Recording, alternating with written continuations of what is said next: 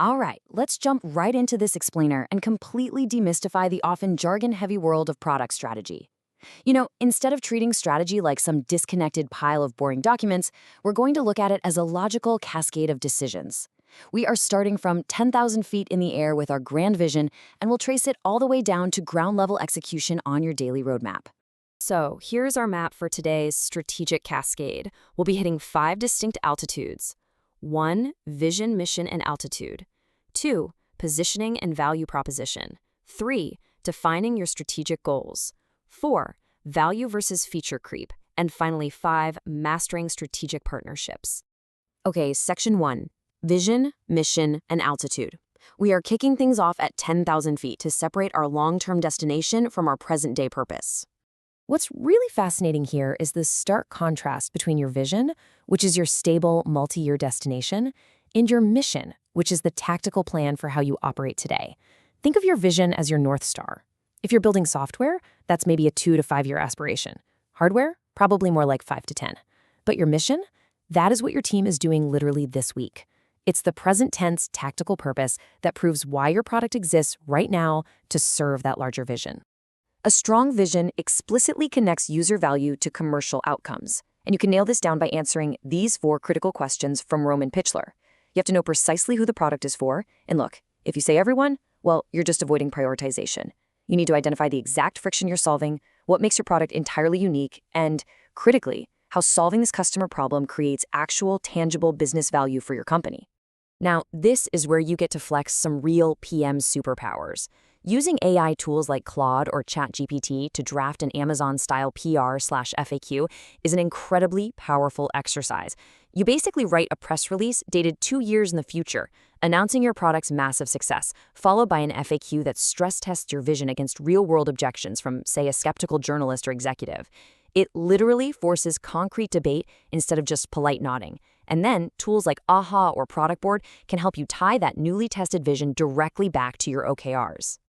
Moving on to Section 2, Positioning and Value Proposition. We are dropping down to 5,000 feet, where your product actually meets the market. Let's look at the STP framework and see how this builds. Because writing positioning for quote-unquote everyone without proper segmentation means you're going to resonate with absolutely no one. You have to systematically divide the market, ruthlessly target the most attractive segment, and only then do you position your product.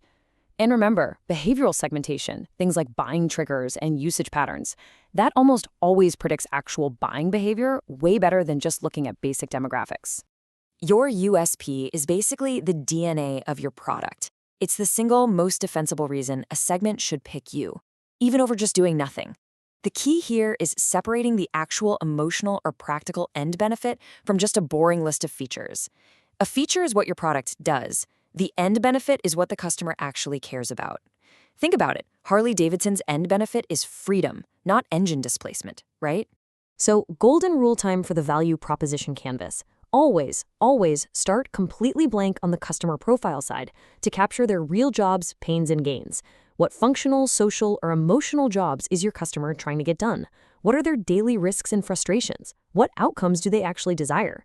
If you start with the solution already in your head, you're going to totally blind yourself to the reality of your customer's friction. Only after you've done that do you build your value map on the left side. You want to ensure every major customer pain has a specific pain reliever, and every gain has a gain creator to achieve that perfect fit.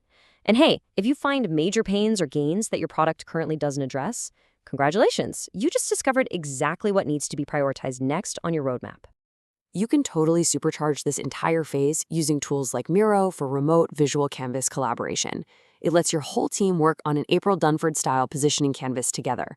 Meanwhile, Perplexity is fantastic for quickly pulling up exactly how competitors are talking to your segment, which guarantees your unique selling point actually stands out there in the wild. All right, Section 3, Defining your strategic goals. We are descending to 1,000 feet now to translate all that broad market positioning into measurable, actionable goals. The crucial point to understand here is knowing exactly when to use OKRs for quarter-over-quarter stretch growth versus relying on KPIs for those baseline metrics you absolutely have to maintain. OKRs are qualitative, inspiring objectives paired with measurable key results. And honestly, hitting 70% on an OKR is often a huge success.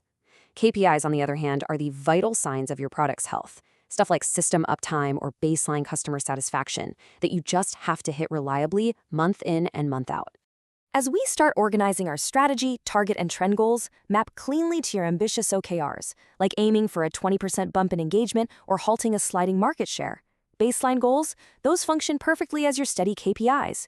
And time frame-based goals, like, say, shipping a specific feature by Q3, those translate beautifully into SMART goals for your individual feature teams. To keep this whole cascade connected seamlessly, leverage AI-powered platforms like AHA, Product Board, or Monday.com. This traces every single roadmap item straight back up to the shared vision. It's so great because when an engineer asks why they're building a specific feature, you can point to a dashboard that connects their SMART goal directly to this quarter's OKR, which feeds right into the ultimate mission. Section 4. Value versus feature creep. We've officially hit ground zero to tackle the eternal PM struggle, balancing genuine customer value against the deadly trap of feature creep. Now, features might look absolutely killer in a demo, but core value is what actually earns long-term loyalty. Otherwise, you risk feature creep, which will veer your product totally off its business objectives. And the scary thing is, feature creep rarely happens from one massive bad decision. It happens through 100 tiny, reasonable-sounding stakeholder requests. A quick one here, a small tweak there, and boom. Suddenly your elegant solution is just this bloated, unmaintainable mess. Because individual willpower just isn't going to cut it, you really have to implement a strict change control system where every single addition is framed as a painfully visible trade-off. If a stakeholder wants to add a feature mid-cycle, you don't just quietly ask the engineering team to absorb it. You say, sure, we can absolutely add X, but it pushes our launch date by 2 weeks. Or we have to cut feature Y. It forces the business to acknowledge the actual cost and effectively reframes a hard no into a much more strategic not now.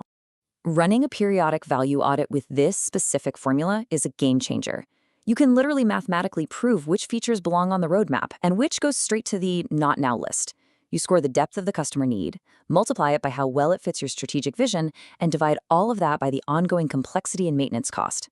Features that score low here aren't necessarily bad ideas. They just aren't the right ideas for right now. And finally, Section 5, Mastering Strategic Partnerships. Let's look out toward the horizon to explore how structural forces and strategic partnerships shape whether we actually win the market. Porter's 5 Forces gives us a structural lens to identify a durable competitive advantage that rivals simply cannot easily copy. A competitive advantage isn't just a shiny new feature, right? Competitors can copy features in a few weeks. Real advantage comes from structural superiority, like a massive cost advantage, intense switching costs, or deep network effects that totally insulate you from new entrants. When you are evaluating potential alliances to boost that advantage, the dynamic scope framework ensures you're vetting partners for true strategic alignment. And this part is absolutely vital. Even a partnership with perfect market fit will stall out and die if you do not have an internal champion at the partner organization pushing the alliance forward, alongside an executive stakeholder providing top cover. This is such a critical discipline. Organizations that pick a partner before defining the exact commercial goal they need to hit usually end up with alliances that wildly underperform. Saying you want to grow revenue is not a goal. Saying you need $500,000 in partner-sourced pipeline within 2 quarters, now that's a goal. Let the specific metric dictate the kind of partner you pursue. So as you take this strategic cascade and apply it to your own daily work, all the way from defining your 10-year vision down to this afternoon's roadmap grooming, I really want to leave you with this one vital question to challenge every single roadmap decision you make.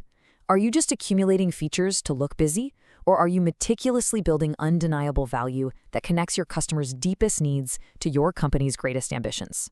Let that guide your next move.